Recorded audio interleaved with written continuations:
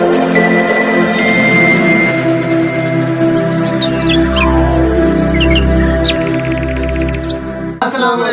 रुखसार sir, मैं हूं गुलजार अहमद। मैं मोहम्मद। आप देख रहे हैं GM authentic reaction YouTube channel. हम आपको अपने इस चैनल पर दिल की ताकरान से वेलकम करते हैं। उम्मीद करते हैं आप खैरियत से होंगे। तो आज की वीडियो का टाइटल है, ये हमने एक पार्ट 1 बनाया था पहले, एनालिसिस बाय अंकित साहब थे। इनका पहले हमने पार्ट 1 बनाया था, लेंथी वीडियो थी। तो फिर कुछ दोस्तों ने रिकमेंड की कि आप इनका दूसरा पार्ट भी लेकर आएँ, तो हम आज इसका दूसरा पार्ट कर रहे हैं। ये एनालिसिस है, मेरे ख्याल में अपना सिक्योरिटी अपना रिलेटेड है, तो इसका देखते हैं सेकंड पार्ट और फिर देखते हैं अपना ऑथेंटिक रिएक्शन। हमारा रेगिस्तान बॉर्डर बनाता है, राजस्थान का बॉर्डर पाकिस्तान से लगता है। उस बॉर्डर पर 5 लाख सैनिक आकर के युद्ध का अभ्यास कर रहे हैं। आपको जानकर के आश्चर्य होगा, इतने सैनिक आज तक के इतिहास में, जब वर्ल्ड वॉर 2 भी हुआ ना, तब भी एक जगह एकत्रित नहीं थे। इससे अंदाजा लगाइए कितनी बड़ी बात थी। और सुनिए, इतना नाटो, जो कि दुनिया के सबसे पावरफुल संगठन के रूप में जाने जाने वाली चीज है, उसके सैनिक भी आज तक इतनी बड़ी संख्या में कहीं एकत्रित नहीं हुए।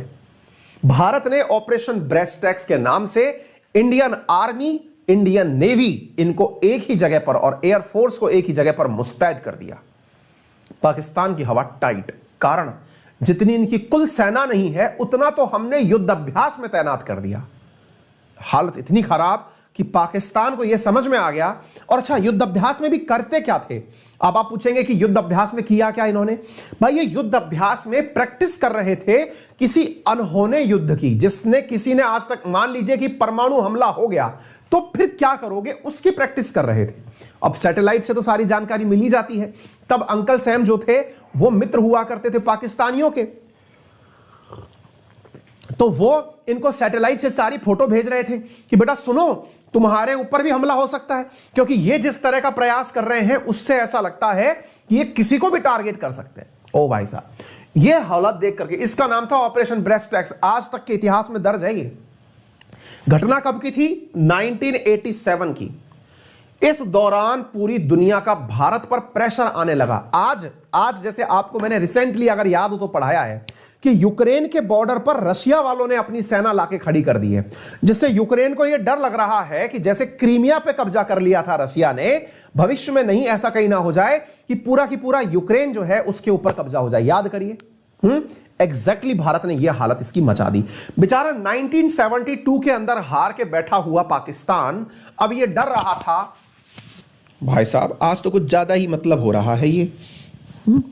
पकड़ लो महाराज, ऐसे भी क्या गुस्ताखी कर रहे हो? 1972 के अंदर लगभग 90,000 सैनिकों को गिरफ्तार करवा चुका पाकिस्तान डर रहा था कि यदि ये लोग बॉर्डर क्रॉस करके अंदर आ गए तो इतना तो हमारे पास में असलाह नहीं है कि हम जितना इन लोगों को टारगेट कर पाए, तो करें क्या? सब तरफ से प्रेशराइज करना शुरू किया गया। भारत पर दुनिया भर का प्रेशर आना शुरू हुआ कि भाई जी कर क्या रहे हो, हटाओ ये सब। जैसे आज रशिया के ऊपर नहीं हो रहा है, अमेरिका अलग बातचीत कर रहा है, हर देश से बातचीत करवाई जा रही है कि भाई रुको यार, ऐसे मत कर देना कि तुम यूक्रेन पर चढ़ाई कर दो, बहुत बुरा हो जाएगा, बहुत बुरा हो जाए। इंडिया के साथ तब हुआ। ऐसी स्थिति में पाकिस्तान ने खुद से आकर 1988 में, देखिए 1987 की बात यह है, 1988 में खुद आगे से आकर के कहा कि माननीय, यहां मेरे परमाणु बम रखे हुए हैं, इन परमाणु बमों पर गोली मत चला देना, आपको जो करना है कर लो, नहीं तो हम अंदर ही मारे जाएंगे, खामखा क्या लेना देना। बोले सुनो, एक काम करते हैं, आपस में बैठ करके एक समझौता करते हैं। भारत ने कहा बताओ क्या है? बोले समझौता ये करते हैं, मैं बता रहा हूं मेरे परमाणु रिएक्टर कहां चल रहे हैं, परमाणु का संवर्धन कहां हो रहा है, सारी मैं सामरिक जानकारी खुद दे रहा हूं, आप इन पे गोला मत चला देना। भारत ने कहा रोको, समय दो सोचने का, ऐसे नहीं होगा। 1988 से लेकर 91 तक भारत ने भी विचार किया कि चलो ठीक है, क्योंकि हमेशा से हम लोगों को शांति प्रिय भी तो कहा गया है ना, क्योंकि हम एनी टाइम युद्ध के मूड में नहीं रहते। हम यही मानते हैं कि छोड़ो यार, हम गौतम बुद्ध के देश भी तो हैं जो अहिंसा के मार्ग पर चलने की प्रेरणा देके चले गए। तो बोले यार छोड़ो, कोई नहीं, अब तुम डर गए ना, बस बहुत है ना। एक बहुत तगड़ी कहावत है जो कि अक्सर मैं एक पंक्ति के रूप में कहता हूं कि है ना, यार मैं उस पंक्ति को मिस कर रहा हूं, मैं अक्सर आपके लोगों में क्लास में बोलता हूं कि जो विष है ना वो उसी सर्प पर शोभा देता है, क्षमा शोभती उस भुजंग को जिसके पास गरल हो, उसका क्या जो दंतहीन विषहीन सरल हो। इसका मतलब यह है कि भारत ने क्षमा तब किया जब हमारे पास में गरल यानी जहर था उगलने के लिए, ठीक है, हमने उसको क्षमा किया। मैं जाओ बे तुम क्या याद रखोगे। तो 1991 में हम दोनों के बीच समझौता होता है और उस समझौते के अंदर हमने इनसे कहा कि चलो तुम ऐश करो, आगे से हम भी तुम्हारे साथ में इस बात पर चढ़े आते हैं। तो अब आप इस बात से समझ लीजिए कि भारत और पाकिस्तान ने एक दूसरे के साथ 1991 के अंदर एक समझौता किया और उस समझौते के अंदर हमने यह बात करी कि एक दूसरे को हम सारी जानकारी अपने द्वारा उपलब्ध करवाएंगे और साथियों ये जो जानकारी है ये हर साल 1 जनवरी को दे दी जाती है। 1 जनवरी 2021 का आंकड़ा आप यहां देख सकते हैं। हर बार ये हमारे द्वारा कन्वेंशन है जो किए गए हैं और हम हर बार इनको अपने द्वारा जानकारी भेजते हैं और ये जानकारी जिस नाम से जानी जाती है इसका नाम है agreement between India and Pakistan on the prohibition of attack against nuclear installation and facility, यानी India Pakistan non attack agreement के नाम से इसे जाना जाता है, जिसमें पहले ही पॉइंट पर यह बताया गया है कि each party shall refrain from undertaking, encouraging, participating in directly और indirectly any action aimed at causing destruction, damage to any nuclear installation and facility in other country. यानी पहले ही पॉइंट के अंदर सारी जानकारी है। इतना ही नहीं, भारत और पाकिस्तान ने वर्ष 2008 में एक समझौता और किया और वो समझौता यह था कि हम एक दूसरे को यह भी बताएंगे क्या कि हमारे पास में कितने एक दूसरे के गिरफ्तार किए हुए जेल में कैदी हैं। और साथियों हम ना केवल 1 जनवरी बल्कि 1 जुलाई को भी अपने कैदियों की संख्या भी एक्सचेंज करते हैं। हम बताते हैं कि इतने पाकिस्तानी हमारे पास कैद हैं, वो हमें बताते हैं कि इतने भारतीय उनके पास कैद हैं। तो ये इन दोनों के बीच की अंडरस्टैंडिंग है। भारत और पाकिस्तान के बीच में तमाम प्रकार के और भी एग्रीमेंट हैं, जैसे कि कन्वेंशन ऑन न्यूक्लियर सेफ्टी है जो कि एक रेगुलेटरी बॉर्डर की बॉडी के माध्यम से एक्टिवेट होती है। इसी प्रकार से मतलब ये पाकिस्तान के अंदर भी न्यूक्लियर सेफ्टी को लेकर के एक ऑर्डिनेंस पारित हुआ था। इसके साथ साथ दोनों के बीच में एक कन्वेंशन पर भी साइन हुआ। हम लोगों ने मिलकर के ये सारी जानकारियां एक दूसरे के साथ में साझा की हैं। ये जो बात अब हम कर रहे हैं ये 31वां टाइम है, 31वां समय है जिस समय पर हमारे बीच में ये जानकारियां हो रही हैं। बात की जाए कि भारत और पाकिस्तान के बीच में और कौन से मसले हैं जिन पर अक्सर लड़ाइयां होती रहती हैं, तो क्रॉस बॉर्डर टेररिज्म हो, इंडस जल का बंटवारा हो यानी सिंधु जल का समझौता हो, उसको लेकर सियाचिन ग्लेशियर को लेकर के हमारी अक्सर लड़ाइयां इनके बीच में चलती रहती हैं। और सर क्रीक जो विवाद है वो भी पाकिस्तान और भारत के बीच में एक तगड़ा विवाद है। इसके साथ साथ जम्मू कश्मीर को लेकर रीऑर्गेनाइजेशन जो बिल हमने निकाला उस पर भी पाकिस्तान अपना ही स्टैंड लिए हुए घूम रहा है। यानी कि भारत और पाकिस्तान के बीच में जो प्रमुख विवाद हैं उनमें सिंधु जल का बंटवारा, आतंकवाद, जम्मू कश्मीर का स्टेट रीऑर्गेनाइजेशन, सर क्रीक जल विवाद, ये कुछ प्रमुख ऐसे मुद्दे हैं जिस पर ये दोनों आपस में झगड़ते रहते हैं। ठीक है, अगर आपको ये जानकारी समझ में आ रही हो तो इसे शेयर करना बिल्कुल ना भूलें। जल्दी से शेयर कर दें तमाम साथियों के साथ में, और वीडियो पसंद आ रहा हो तो लाइक भी कर लें। चैनल पर नए हैं तो सब्सक्राइब करने का भी एक ऑप्शन होता है, उसे भी यूज कर लें। आगे बढ़ते हैं। इसके साथ साथ ना आप एक जानकारी और कर सकते हैं अपने लिए जो आपके लिए बहुत ज्यादा उपयोगी रहेगी डिफेंस के पॉइंट ऑफ व्यू से, क्योंकि आपके सिलेबस का एक बहुत बड़ा हिस्सा है डिफेंस। उसके पॉइंट ऑफ व्यू से आप एक तैयारी और करें, और वो ये है कि भारत के द्वारा अंतरराष्ट्रीय स्तर पर जो भी समझौते किए गए हैं, जैसे वासेनार एग्रीमेंट क्या है ना, जैसे ऑस्ट्रेलियाई ग्रुप क्या है, जैसे भारत के द्वारा हाल ही में जो न्यूक्लियर हथियार प्राप्त करने के लिए या टेक्नोलॉजी प्राप्त करने के लिए एनएसजी ग्रुप का जो सदस्य बनने की बात हो रही है वो क्या है, भारत एमटीसीआर का सदस्य कब बना, एमटीसीआर से हमारी ब्रह्मोस को फायदा क्या हुआ, ये कुछ चीजें ऐसी हैं जिन्हें आप पैरेलली और अच्छे से रिवाइज कर सकते हैं, है ना। इससे फायदा ये होगा कि आप अपने बारे में ही सही भारत के बारे में तमाम प्रकार के वो सारी चीजें जान जाएंगे जो परीक्षा के पॉइंट ऑफ व्यू से काफी इंपॉर्टेंट होंगी। ठीक है, चलिए आगे चलते हैं। एक विद्यार्थी कह रहे हैं कि सर पीडीएफ तुरंत डाल दिया करिए। जी बिल्कुल नितेंद्र कुमार भट्ट जी, बिल्कुल आपका आदेश सर आंखों पर है, लेकिन कृपया करके आप चेक कर लिया करें। हमेशा हमारे द्वारा यह उपलब्ध क्लास के तुरंत बाद हमारे टेलीग्राम अंकित अवस्थी सर पर या GK by Ankit Awasthi sir पर हो जाती है। ठीक है, चलिए आगे। तो हमारा रेफरल कोड है अंकित 10, जिसका उपयोग करके आप अनअकैडमी पर 10% डिस्काउंट प्राप्त कर सकते हैं on all Unacademy live sessions. फिर चाहे आप तैयारी करें यूपीएससी, एसएससी, बैंकिंग, रेलवे, जिस भी एग्जाम की तैयारी कर रहे हों। साथियों, में एक जानकारी यहां पर और साझा करना चाहूंगा कि जो भी विद्यार्थी अनअकैडमी के साथ जुड़कर पढ़ना चाह रहे थे, उनके लिए 1 से लेकर 3 तारीख के बीच में वर्ष 2022 की शुरुआत में 22% डिस्काउंट तमाम कोर्सेज पर दिया जा रहा था। यह ऑफर एक बार और बढ़ा दिया गया है। विद्यार्थियों की मांग को ध्यान में रखते हुए 5 जनवरी तक अनअकैडमी के सभी सब्सक्रिप्शंस पर 22% डिस्काउंट ऑफर किया जा रहा है। यदि आप तो भाई जी वीडियो तो हुई खत्म, ये सेकंड पार्ट था। हमने अच्छा, दूसरे पार्ट में ना कुछ ना जानकारी बहुत मिली है।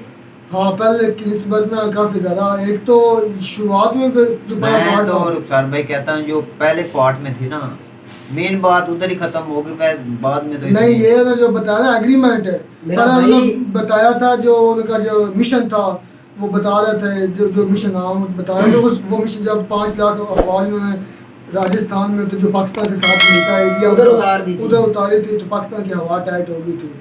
तो ये हो सकता है पाकिस्तान की हवा टाइट हो गई हो। नहीं हो सकता भाई, इसमें कोई भाई उसकी मैंने भाई हकीकत मान सकते हैं भाई, उनकी इतनी ज्यादा आर्मी है मेरा भाई।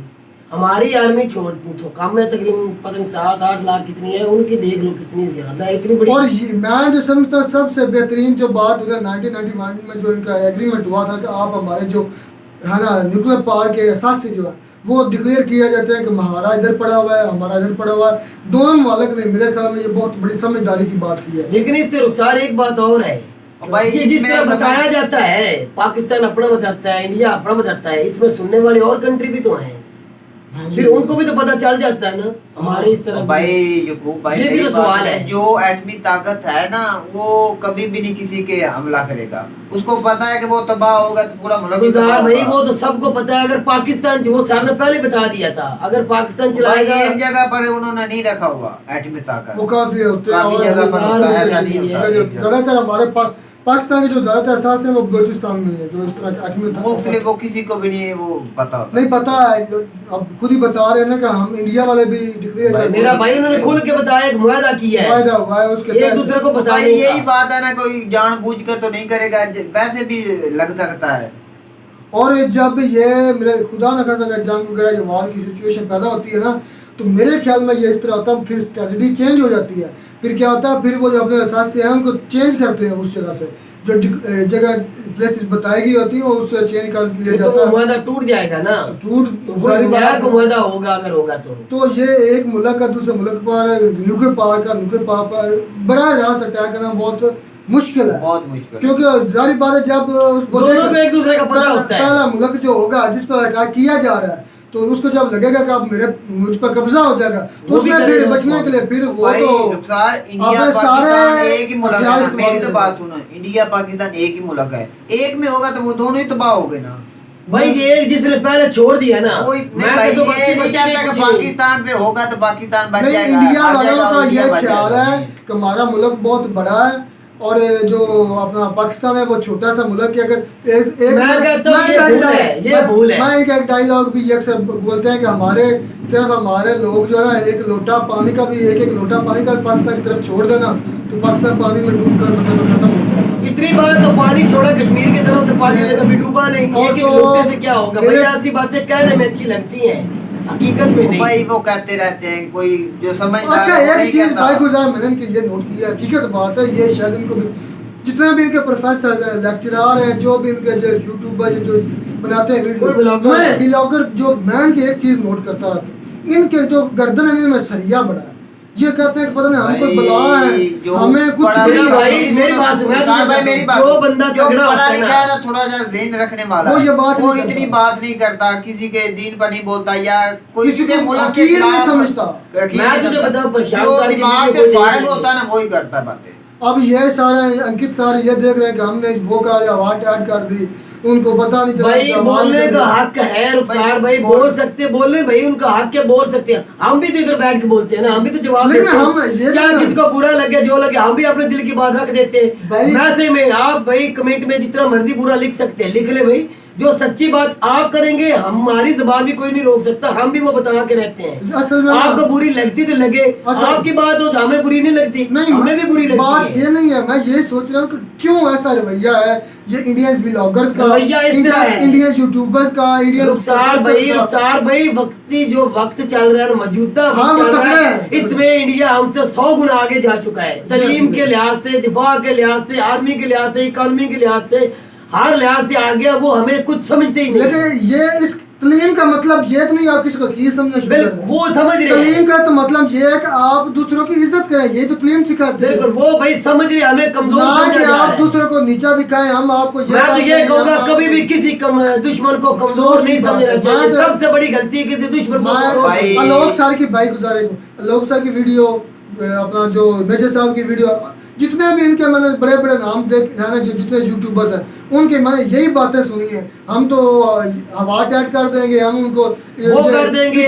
ये पिद्दी का शोरा है, ये क्या कर, ये चीजें बहुत बुरी है। किसी दुश्मन को हो या कोई भी अपना हो या पराया, उसको हकीर नहीं भाई, समझना यही चाहिए। मेरा ये कहना सबसे है। बुरी अगर चीज़ अगर है। अगर मेरी बात सुनो, अगर हम इतने ही होते ना, इतने से छोटे या पिद्दी का शोरा या एक एक लोटा पानी गिराने से डूब जाने वाले होते ना, तो जितनी बड़ी इकोनॉमी या आर्मी या हथियार या जो कोई आप दिफा का किया कर चुके हैं ना आप हिंदुस्तान वाले, आज आप हमें खत्म कर दिया होता आपने। ठीक है तो। इतने में आपने खत्म कर देना था अगर हम इतना ही होते थे। भाई, बात तो मेरा बिल्कुल भाई ये गलत दुनिया नहीं जानती था। पाकिस्तान की पावर को, पाकिस्तान की हाँ, ISI को देखो, भाई, दुनिया मेरी तो बात जानती सुनो। है।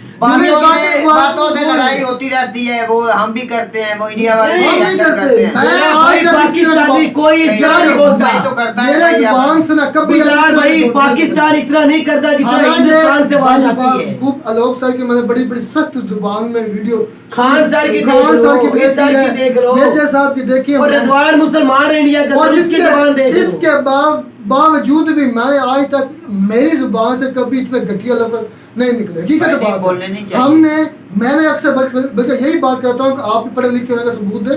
हम जो देते हैं हम भी दे रहे हैं, आप भी अपने पढ़े लिखे होने का सबूत है। अगर हमने इधर इधर भाई, टेबल किसी टॉप को पे बैठ मेरी के अगर बात गलत सुनना, बोलना है, देखो किसी को भाई, नीचा किसी दिखाना को है, इज्जत दोगे तो इज्जत उससे मिलेगी। इज्जत मिलेगी, यही बात है ना। यही रूल है। आप किसी को तंग करोगे तो वो तो आपको आपको तंग तंग करेगा। करेगा। वो भी उस तरह ही बोलेगा। हम एक्सेप्ट करते हैं कि आप हमसे तगड़े तगड़े हैं, हम मान रहे हैं, हर भाई, लिहाज से आप तगड़े हैं तगड़े हैं। मौजूदा हालात में। लेकिन ये खुशफहमी किसी को होती छोटा भी है, नहीं समझना। ये खुशफहमी में भी इंसान आना रहे कि वो इतनी कमजोर है कि हम उसको इस तरह मसले के हाँ मार जी। देंगे। ये ऐसी बात नहीं है। आप भी अपना ठीक है, ओवरऑल के ये जो वीडियो थी ना वो एटमी एहसासों पर थी कि ठीक है, आप एक और दोनों किसी ममालिक ने, तरह- मैं दोनों ममालिक की तारीफ करूंगा कि उन्होंने बेहतरी और एहसास और जिम्मेदारी का सबूत जो दिया वादे है। किए बहुत बड़े अच्छे अच्छे किए हैं और होना चाहिए, क्योंकि अवाम के अंदरूनी लिए अच्छा नुकसान ना है हो। भाई। इसमें सबसे ज्यादा जो आम आवाम का फायदा है आवाम भाई, का फायदा। ये ठीक है बात ना? है ना, मैं इसलिए इंसानियत का फायदा भाई है। ये मैं तो इसलिए बात कर रहा था कि अंकित सर ने ये कहा था कि ये हमारे आगे हाथ जोड़कर बैठ गए थे, हमें बख्श दो। हाँ, बख्श ये दो। बातें जो है ना, ये थोड़ी सी इस तरह नहीं करनी भाई चाहिए। करते रहते हैं, ठीक है। तो उम्मीद करता हूँ आपको हमारी वीडियो अच्छी लगी होगी। अगर वीडियो अच्छी लगे तो हमारे चैनल को जरूर सब्सक्राइब कीजिएगा। मिलते हैं नए वीडियो में किसी नए टॉपिक के साथ। तब तक दीजिए इजाजत। अल्लाह हाफ़िज़।